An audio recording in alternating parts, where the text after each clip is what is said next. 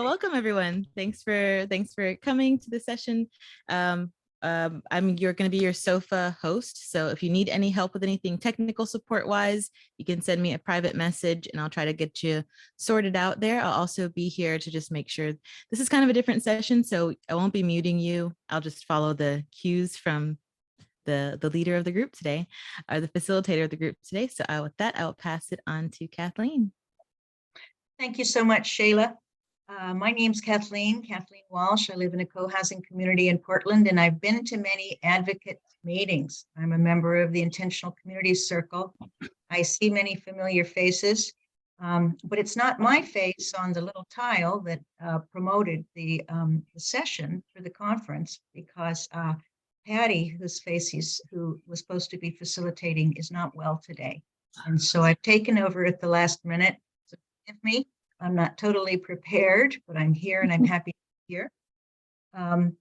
The advocate session happens once a month, and it's a time for people in community to come to people in communities that use Sociocracy to come together and to share concerns and questions and get support for using Sociocracy in the most effective way they can, and to draw on the wisdom within the group. The format is going to be very similar to the format that we've set up today. We welcome everybody into the group, and then we have a breakout session. I did kind of jump ahead a little bit, so I'm going to press the reset button and again, welcome you all. We're in the advocates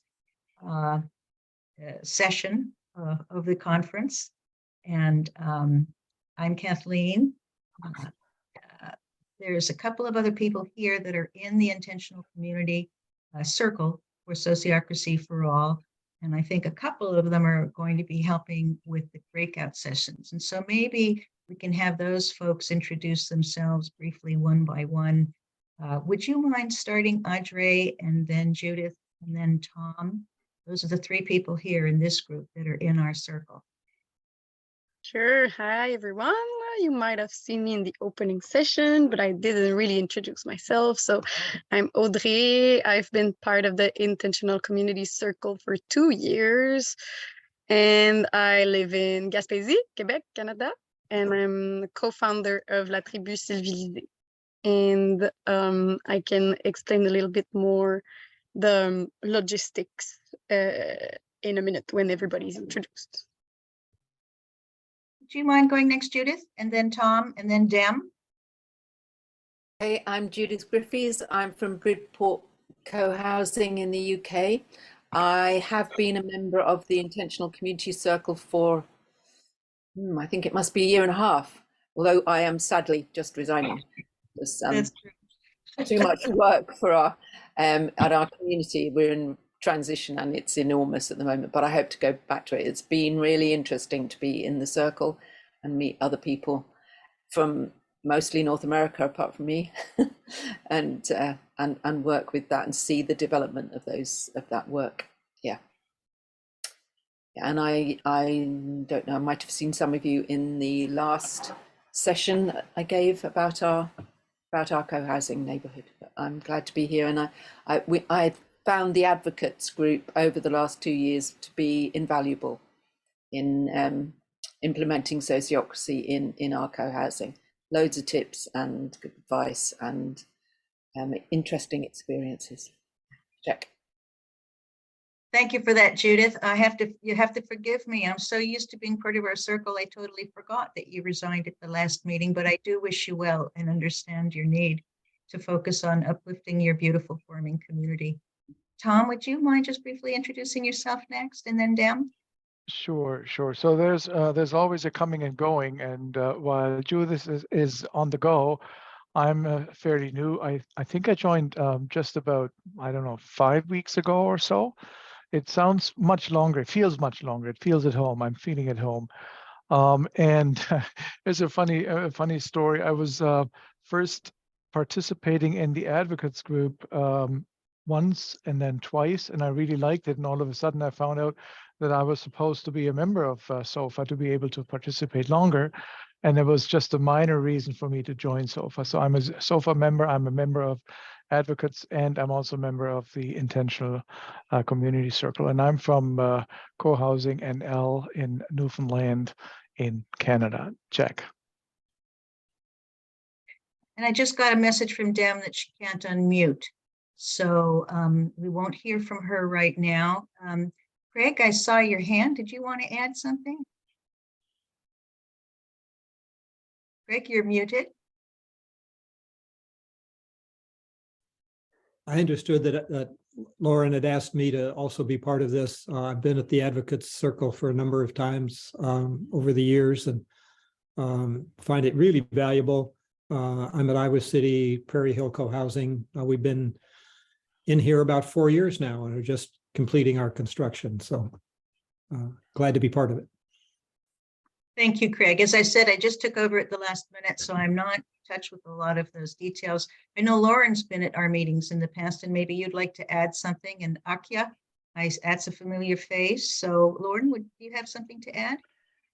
Sure, I'll just say I'm Lauren from Green Grove Co-Housing in Portland, Oregon, and I've found our monthly sessions really valuable to bring issues we have to the circle, but also to head off issues I didn't even know we might have in the future, but because another group brought them up, we were able to dodge them.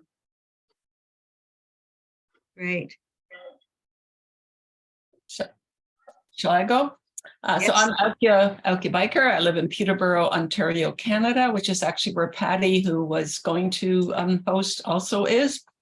And we are part of the Kawartha Commons Co-Housing. We're a farming community, but we've been around for 5 years, actually, it'll be at soon, and have started using Sociocracy about 4 years ago. I've been coming to the Advocates for at least 3, and like Lauren, found it extremely valuable. And my understanding for today's session was that those of us who usually go would be a fishbowl and others would be watching. Is that what you understood, Kathleen? I'll explain. I have it online. That's what I'm here for after I'm leaving. So that's my role. I'll explain when it's my turn. I did want to acknowledge that Teal is here, and he also has been a regular member, and I also see Stephanie Daines. But at this point, I think it would be good if we give Audrey the floor to go over the structure. Thank you.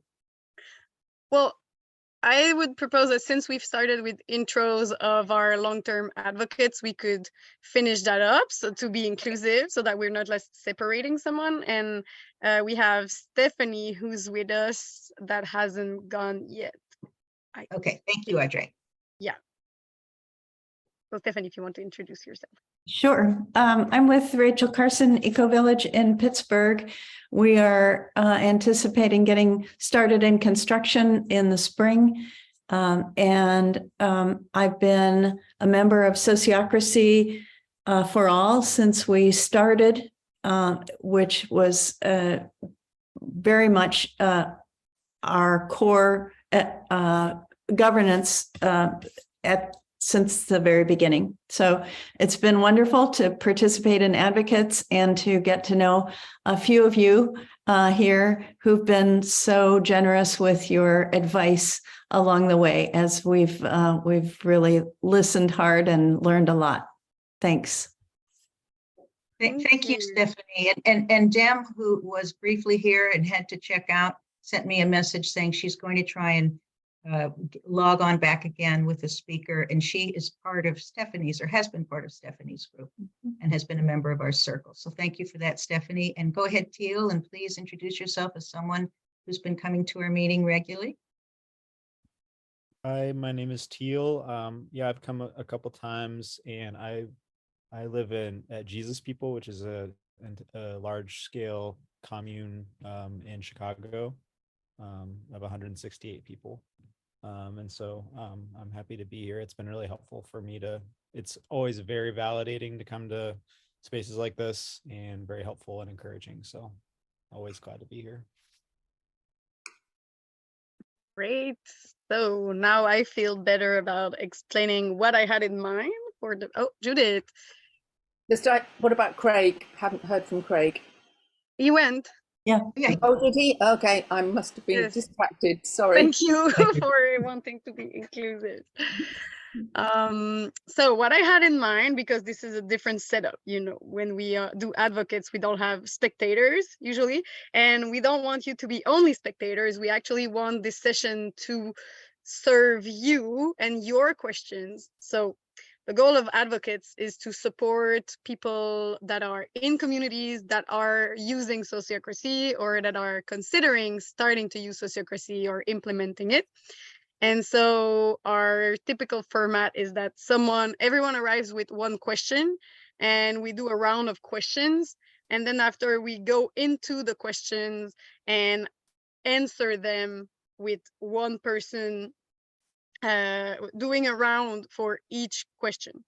So how we want to modify it today is that you, the spectators, participants, can bring your own question if you're in a sociocratic community that you have, and our advocates group will do a round on your question, and then you will be able to reflect back at the end what you learned, what you're taking away from that.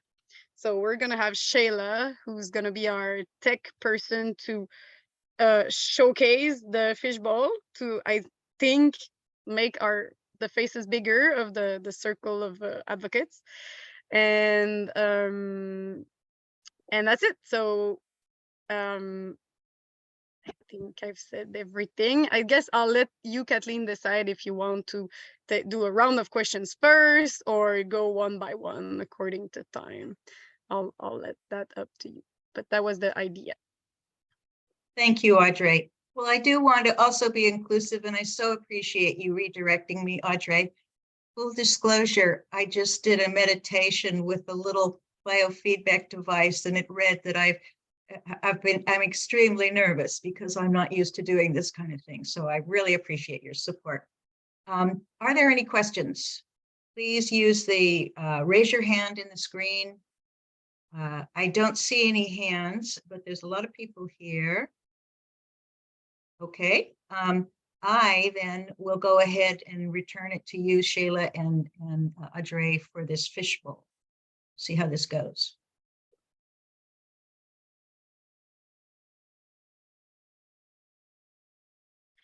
Well, I can say that I'm gonna go to the French meetup, and I'll come back at the end for questions about organizational learners, the program that gives you access to advocates, and to more questions about advocates. So 10 minutes before the end at 40, I'll be back, and I let you in the good care of Kathleen, Shayla, and all the advocates and all the IC support. See you soon. See you. Can everyone that is going to be in the fishbowl, please raise your hand? I think I know it's everyone that was speaking, but I just want to make sure I get you all. All right.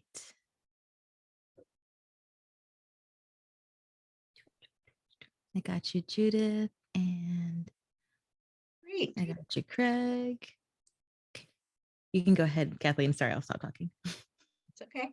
Please interrupt whenever you feel you need to. So I see Lauren, Tom, Jackie, Judith, Akia, Craig, and myself. So we've 7 people in this fishbowl. And what I'd like, and Teal, great, everybody's in. I And wasn't officially in, but I'm happy to help if needed. Well, you've been to the advocates before, so you kind of know what to do. All right. So we're here, and I'm assuming everybody else can see us. So what we do is we just start with a brief check-in and present your question. What is it that you would like to bring to our group today?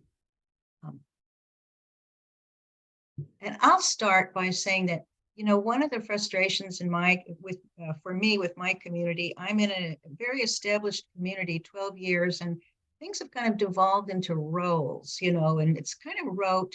And people they're not really interested in putting a lot of effort into doing written proposals. They just kind of quickly move into decision making. And there's a lot of confusion between operational and proposed operational decisions and policy decisions that require a proposal. So if we have time to talk about that big question, I'd really appreciate it.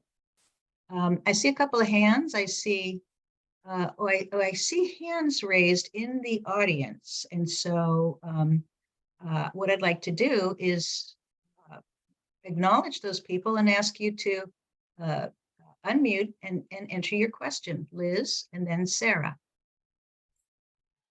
Great, thank you. Yes, we are in a community that has just finished building, and so we've all moved in, but we have been using Sociocracy from the very beginning. And I think most everybody really likes it. We think it works well.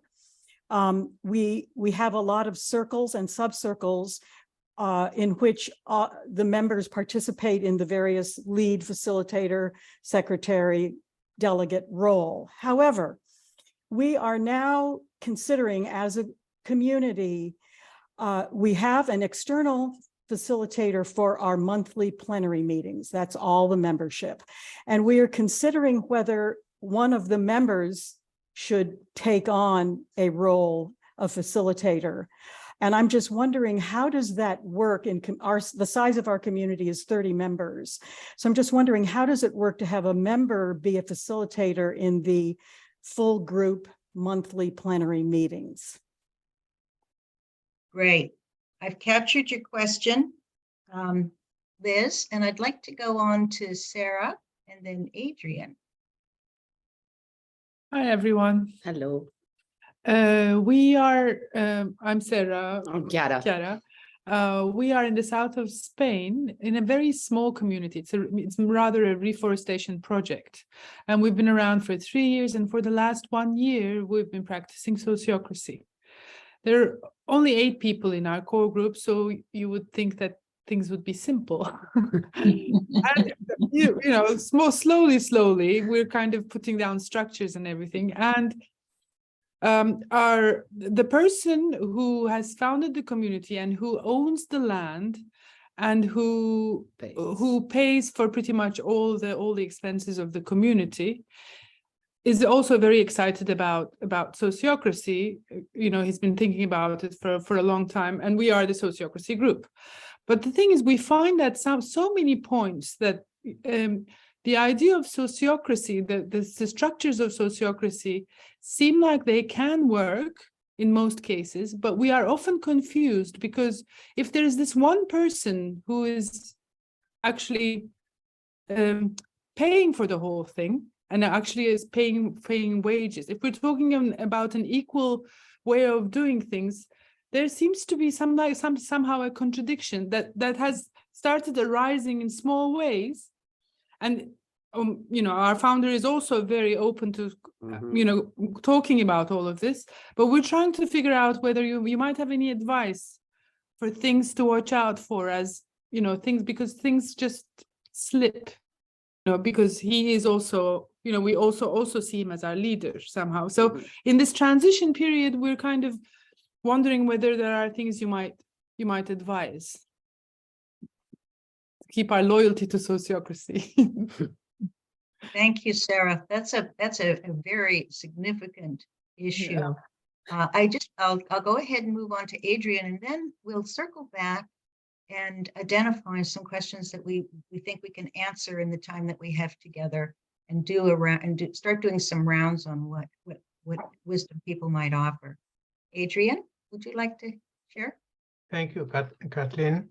I also put my question on the chat for everybody to read it. I'm from Romania, and a few days ago, on November 14th, we just formed the Romanian Circle as a child circle of the International SOFA Circle. And I have 2 or 3 questions. How we fund allies and supporters?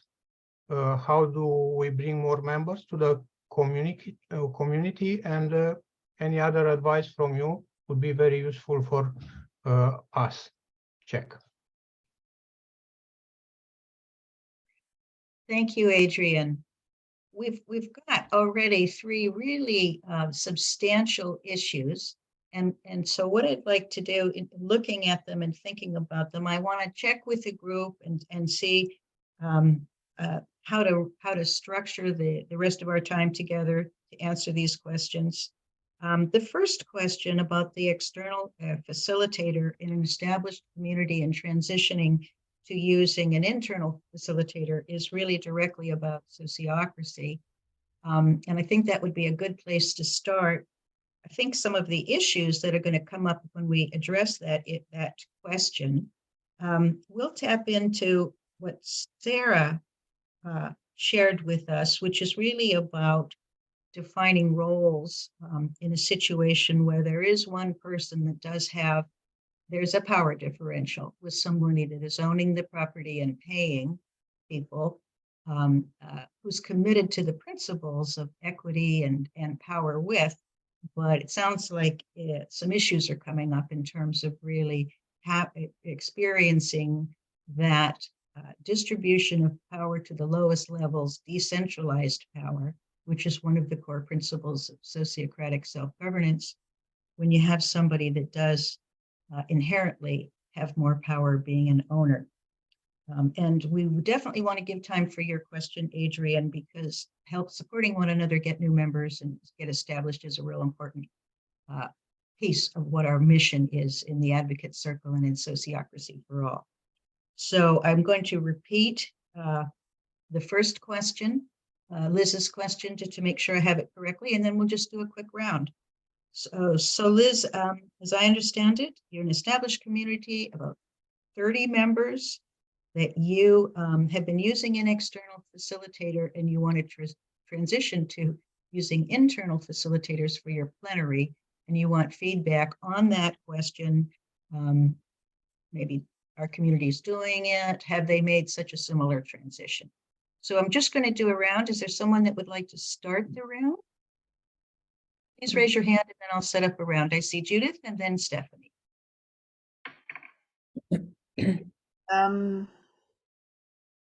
I think the important elements are trust and skill. So if you've got somebody who's a good, is recognized as a good facilitator, manages to stay fairly neutral and be very clear about when they're making their own individual contribution and when they're being a facilitator, I think it can work really well. We certainly do have that. We have 60 something members. So in a members circle, there are often over 30. Not everybody gets to everything. And we do use internal facilitators. There are about 3 people who are skilled enough that everybody feels safe with, and that they feel that things will be fair and transparent. And so I think that's the 2 things, trust and skill. And I think it's also really useful for people to witness that that's possible, because then it hones their facilitation skills too. Yeah, check. Thank you, Stephanie, and then I'll go to Craig. Those are really good suggestions, Judith. My question would be, what is your member circle doing? In our community, we've been doing internal facilitation since the very beginning for our monthly members meeting, but we have only needed to make one decision in that whole time, and over 2.5 years, because all our decisions are assigned to our the domains of our 4 working groups, and therefore the purpose of our monthly meetings is communication, shared learning, and just information. So it's a great opportunity for someone who has facilitation practice to step up and do that. It's a little different, but it doesn't involve making decisions. And we will keep that as a principle of what we do, so that we don't ask a group of 30 or 40 people to try to make a decision together. So check. Thank you. Okay. And then yeah. So Craig, thank you. Okay. So hi, Stephanie. That's exciting. You're breaking ground in the spring. So, yeah, I agree completely with what Judith and Stephanie have said. The all-member meeting is not a place to make decisions, except we do adopt our annual budget there, but that's about it. Which makes the facilitation quite a different situation. You don't have to try to do rounds with 30 people, you know, and that, I mean, you do that, but you don't have to make decisions that way. So I think that helps a lot. We have a facilitation subcommittee, subcircle, which plans the meetings, does the agendas, usually 3 or 4 people on this, and then one of them facilitates the meetings. And so it's a chance for new people to kind of join and help figure that out, and eventually, as their skills increase, take on the facilitation role themselves. So that's one way to do that. We have used an outside facilitator once when we had an issue that was very emotional, had to do with gun ownership in the community. And we thought we needed to have an outside facilitator come in to sort of manage that process. And that worked very well. And we might do that again if we had a really emotional issue and so forth. But otherwise, we wouldn't use an outside facilitator either. So check.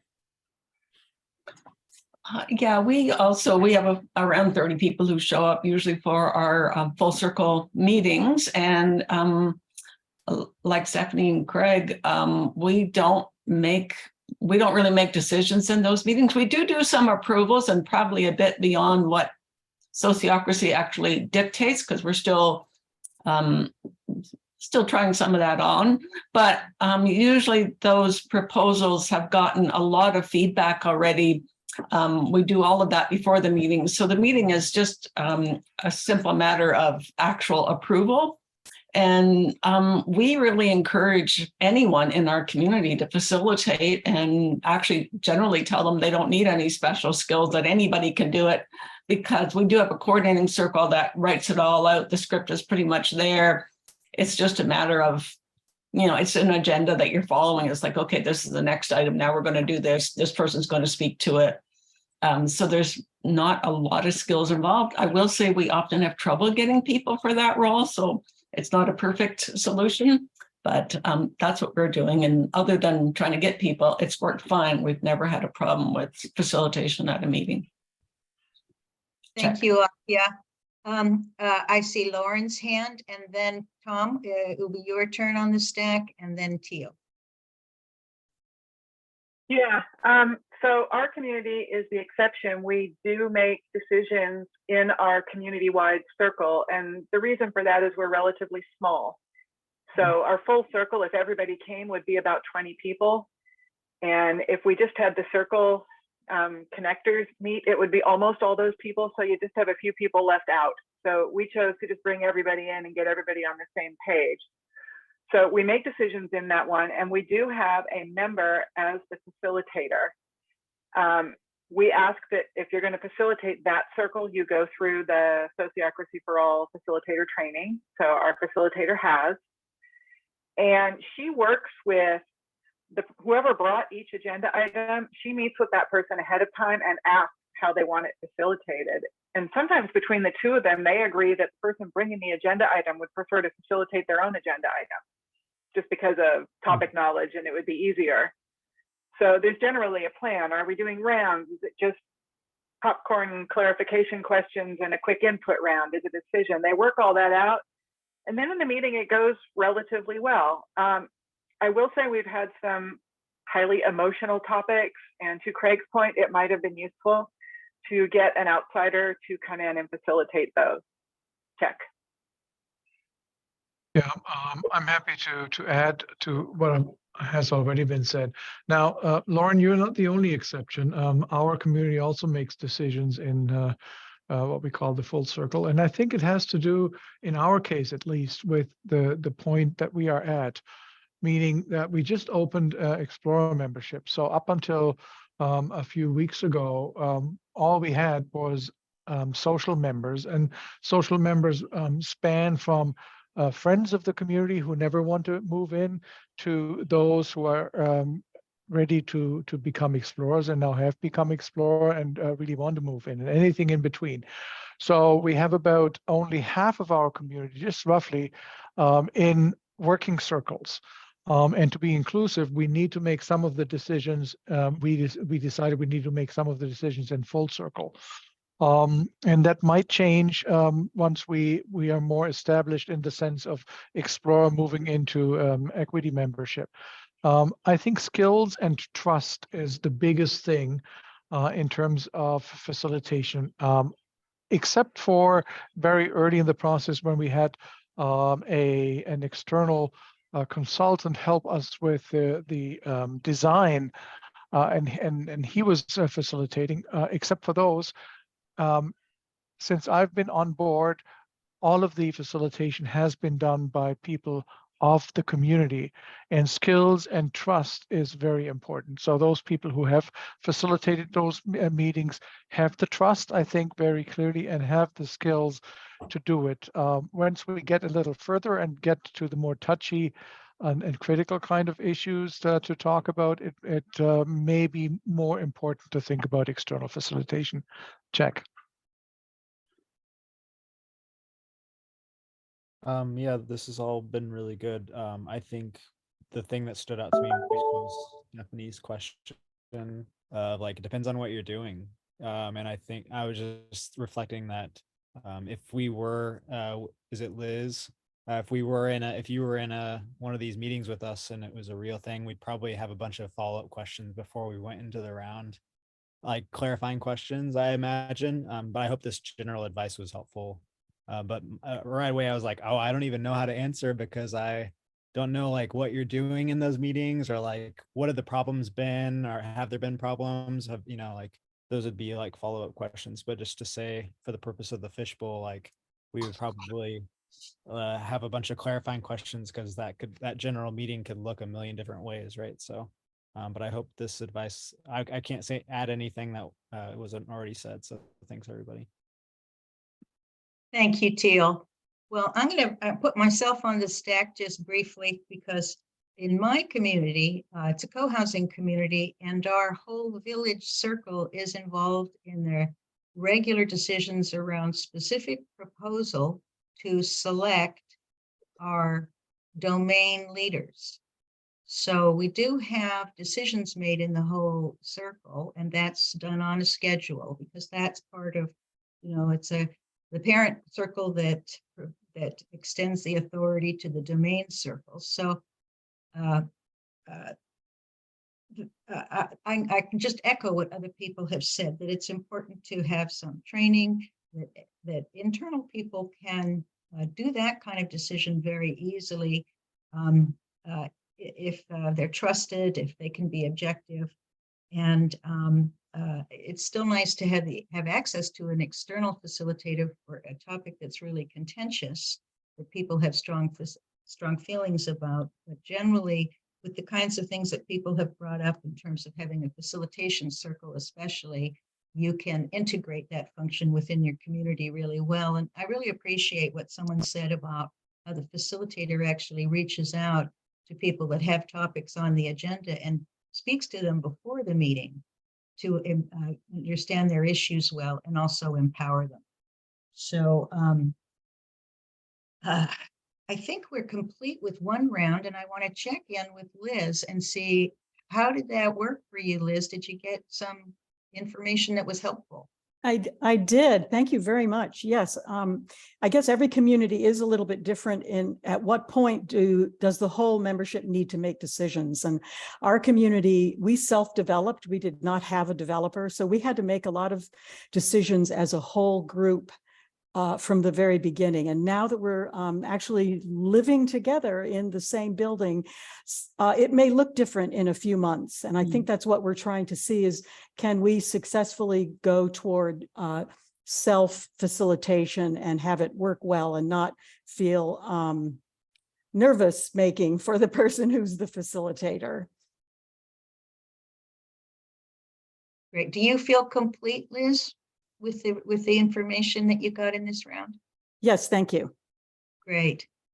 Now we've got, I'm mindful that we have only maybe 16 minutes left or so. I think there's a 10-minute break between sessions. Normally in the advocates meeting, it's an hour and a half. So between the breakout rooms and the length of time, we have more time to really dig into the issues that come up. But I want to honor the three people who brought an issue to us.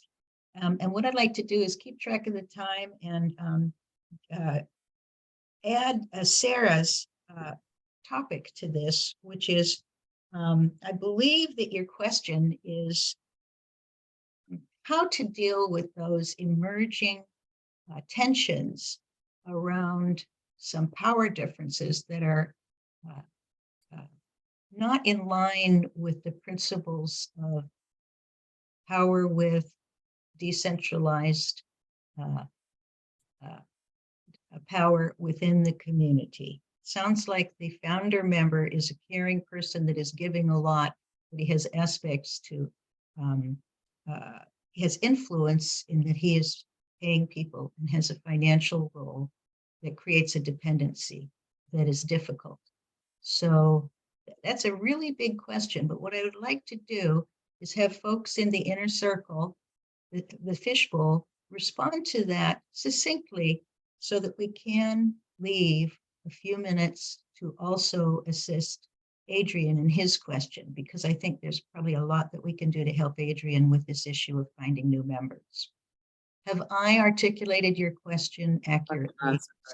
The only thing I would say is that it's not about dealing with the tensions, but it's for us, it's right now we're at a place where let's not arrive to those tensions. Let's act consciously on all sides.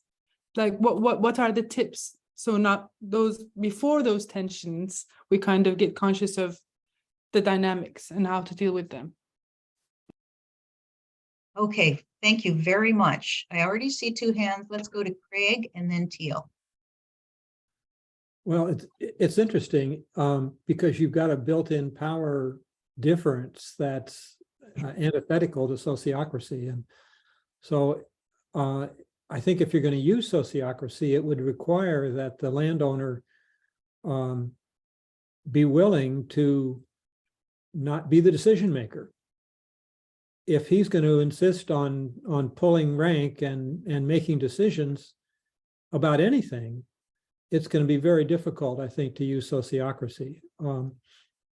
And that could be a very frank discussion with him about, where's he at about that? I'd be very surprised to find someone like that that'd be willing to give up control that way in that situation, but it's possible. So I think that's the bottom line for me. Check. Teal? Yeah, I agree with that. And I'm curious if y'all have had those frank conversations, that's would be my first recommendation too, is just talk about it, lay it out. Is it the first question of the agenda should be, is it possible to do sociocracy when one person, no matter how open they are in theory, holds the money, essentially is paying all the bills, and with that person, one of my favorite catchphrases of sociocracy is we have to talk about each other with each other. And so if you feel awkward to say that stuff in front of him, then that's a problem already, but hopefully you can have those conversations just and see what happens. Thank you. Lauren, Stephanie, and then Tom. Yeah, so we just recently had a conversation on this topic, and I don't know if our solution will work, but I'll tell you what we came up with to try to head it off. So we have a scenario where there are some households in our community that are financially in a place where they can afford to pay for nice things for the community. So I'll just take building a greenhouse as an example. Let's say we wanted a really fancy greenhouse beyond our operating budget and we don't want to spend reserve money on it. And there's a household that wants to just buy it so we can have the nice greenhouse. And we had a really good conversation about how would that mean then that people can't afford to buy things would have less of a say in what we built or installed. So the process we came up with is that separate from money, the relevant circle would talk about things that they want to do. We're actually in a master plan process for all these additions. They would prioritize what we want to do, decide where to build it, what we wanted, how to do it. And then we're going to have a fundraising box in the common house. where people can anonymously make cash donations. We're going to have to figure out how to lock that down.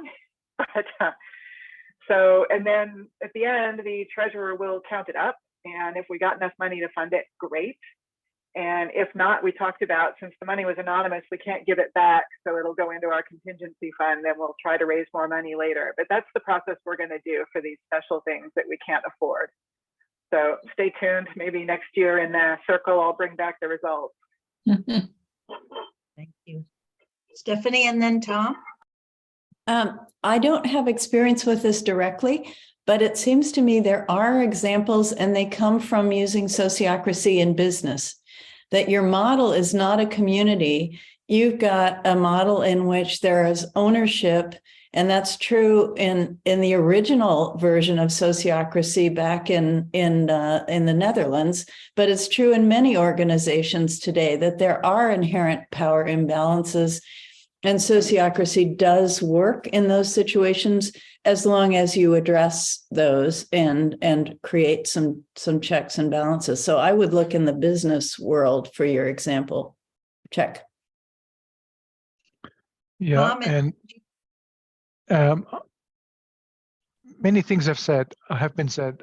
In addition to that, two things. One is I've learned through feedback and feedback within SOFA circles and SOFA conversations and SOFA training too, that it's not just the objective kind of power balance that is at play, but it is even sometimes a perceived kind of power play. I've been told, and I say that quite openly, I am an older male guy who is also has been or is a professor, and some people know that. And even if I don't want to play that role, some people perceive that as a power and privilege kind of preference, or whatever the word is, power differential. That's one thing, and that was part of the second thing I wanted to say.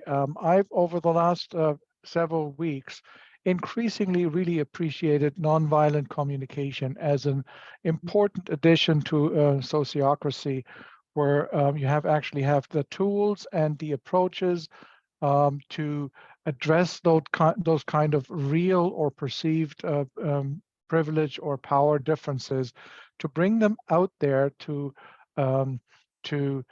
put them on the table, to learn more about yourself, to be self-empathetic and then empathetic to others in that whole sort of game. So those two things have been really important to me over the last couple of weeks. Check. Judith?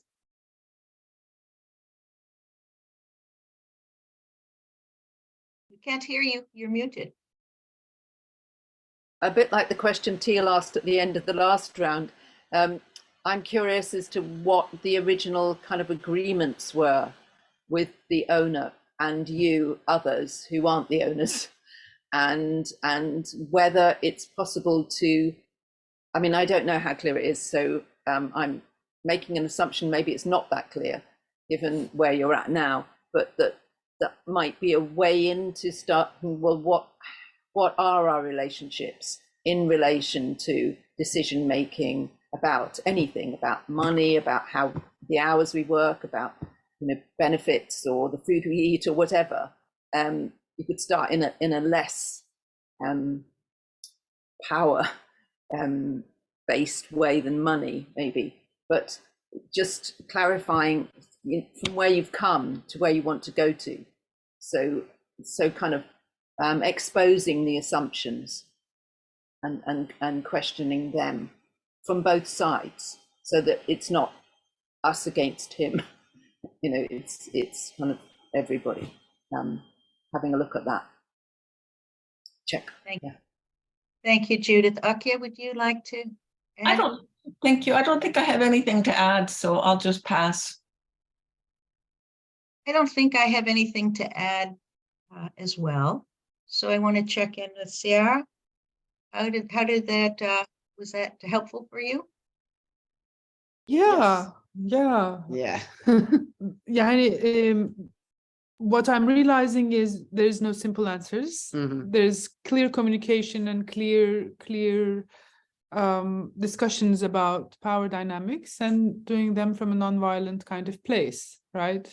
So it's kind of moving into clarifying the structure and the expectations and always being very, very open about them. Yeah.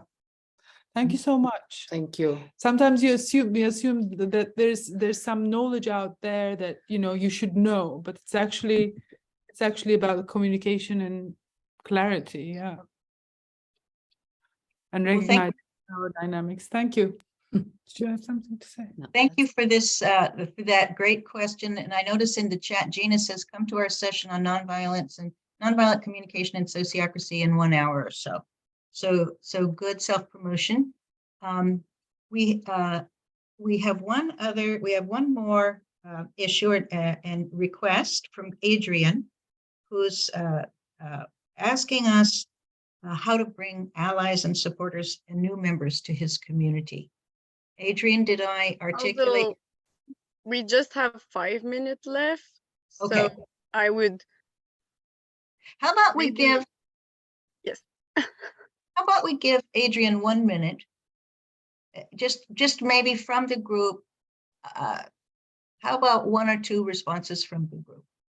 What can Adrian do to bring people towards his community?